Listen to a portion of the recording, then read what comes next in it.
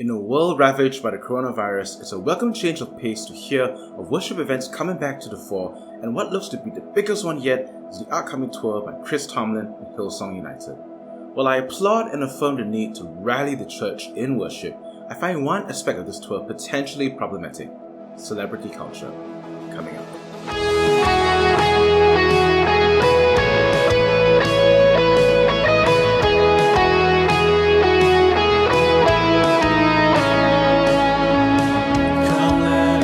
Hello and welcome to the video.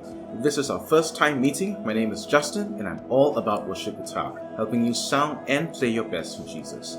Please consider subscribing, hitting that bell notification button, and heading over to my Buy Me a Coffee page to support these videos and my ministry. If we've met before, welcome back. Chris Tomlin and Hillsong United. I regularly lead worship and MD for worship sessions that have at least one of their songs in the set. I certainly believe God has both anointed them with the music and appointed them to the global stage. I've had a short encounter with Joel Houston in person during one of Hillsong's creative arts nights when I was attending the city campus as a pre-university student.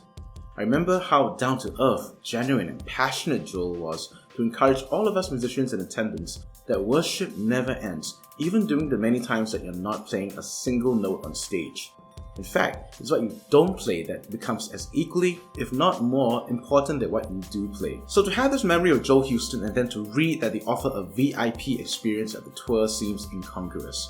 For some background, the VIP experience offers access to an intimate pre-show artist experience with both Tomlin and United, along with other benefits such as a photo opportunity on the on-stage catwalk and a pre-show merchandise shopping, all for an extra fee, of course. I don't think a night of worship and VIP experience can coexist in the same sentence.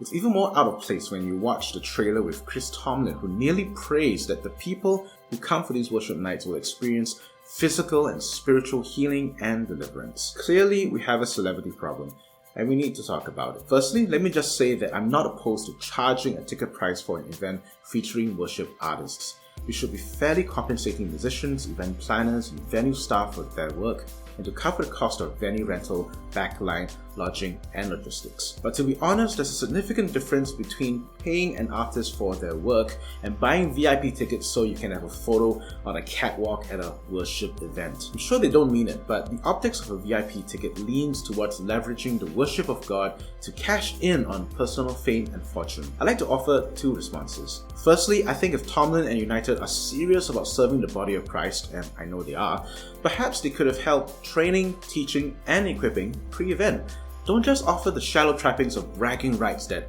I had a photo with Joel Houston and Chris Tomlin, but equip us with your knowledge and skills with songwriting, melody making, music discipleship, anything.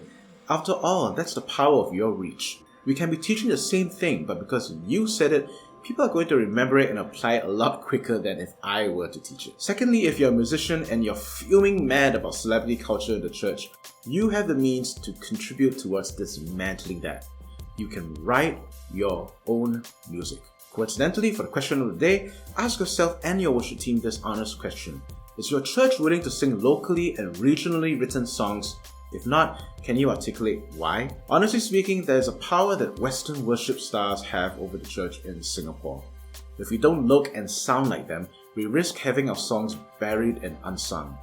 I have a personal prayer that the church in Singapore will lose its dependence on worship stars and instead look inward to build up and support the songwriters and musicians in our midst. The saddest reality is that this VIP experience wouldn't even have been offered if there wasn't a demand for it. The problem of celebrity culture in the worship world will continue for as long as we, the people, provided a platform on which to thrive. So please do not buy a VIP experience for worship events. It is the antithesis of worship. We can do better. That's it for me. Thanks for watching this video. If you've gotten value out of it, like it and share it with your worship team, maybe sparking a healthy discussion for you guys to bond over. Speaking of original music, I also have an announcement to make. My first ever EP is coming out next week on 27 October. Links will be in the description box as to where you can find it and when it drops on all major streaming services, including Spotify, Apple Music, and Deezer. I pray these songs will bless you and give you some alternatives to consider in your worship ministry repertoire. Until next time, I'm Justin, and I'm all about worship guitar.